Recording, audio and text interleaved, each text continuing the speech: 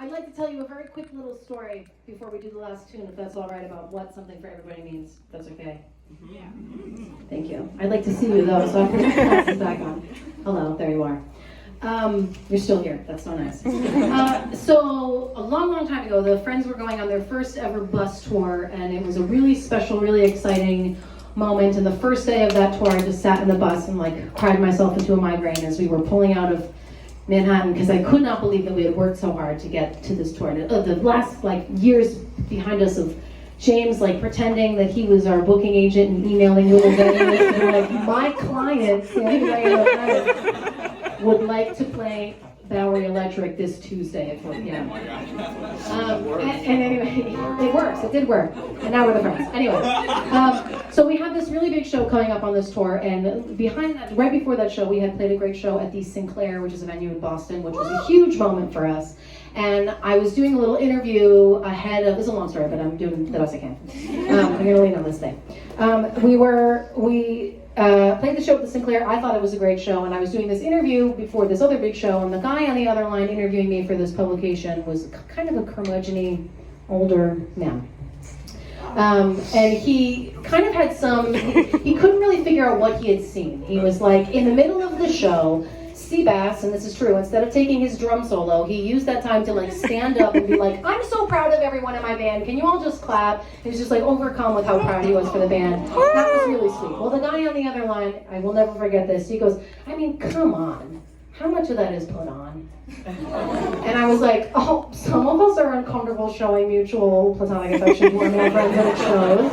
But anyway, and he kind of closed with, and as soon as you were playing a jazz song, and there was a sax solo, there was like this hard rock guitar solo, and then you're singing this big pop melody, and then the bassist is playing this Latin groove, and I just don't know what I saw. And basically he was like, Sammy and the Friends, 3 out of 5 stars. I guess you could say there's something for everybody.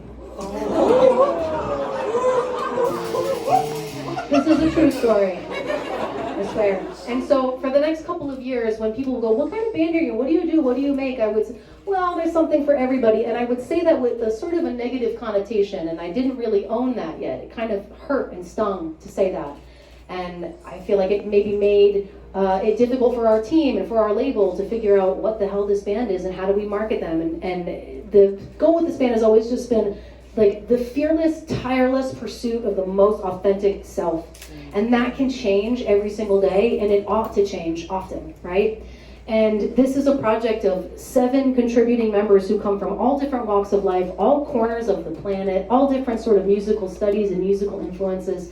And when you put that all together, you get whatever the heck this is, and we don't really know what it is. We always just, when we're arranging, we'll go, oh, that's that Friends, more of that.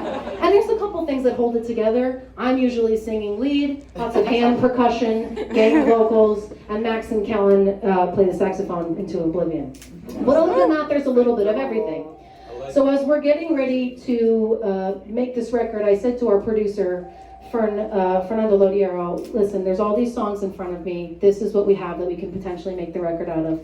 But I don't know how to make this cohesive. We did the thing again, Fern, I'm sorry. They're all just very different songs. And he was like, well, how many years are you going to spend pretending that this isn't what you do? Like, if this is what you do, it's time for you to lean into it.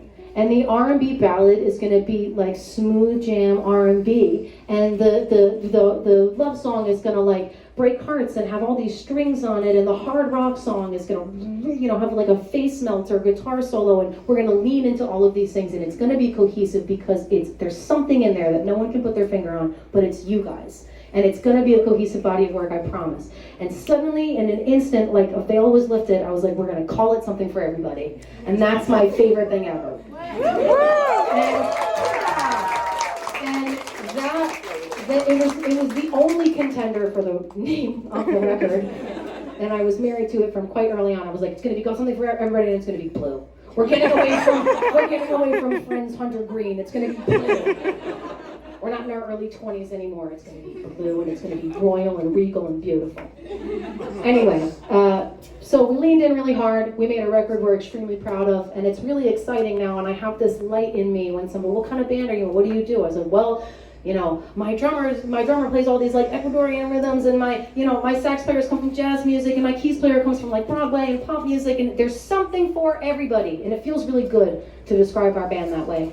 So that's what's on this record, and I think it's cool to cast our nets far and wide in that way. So if you're trying to get a friend into the friends, chances are they'll like something. They might be a little disappointed when they go, oh, I thought this was like a, scream hard rock band. What happened to Thieves? It's like, oh, I get it now. It comes after Thieves. It's a first dance song. But anyway, there's something for everybody. Hopefully something for you and something for everybody that you try to introduce this music to.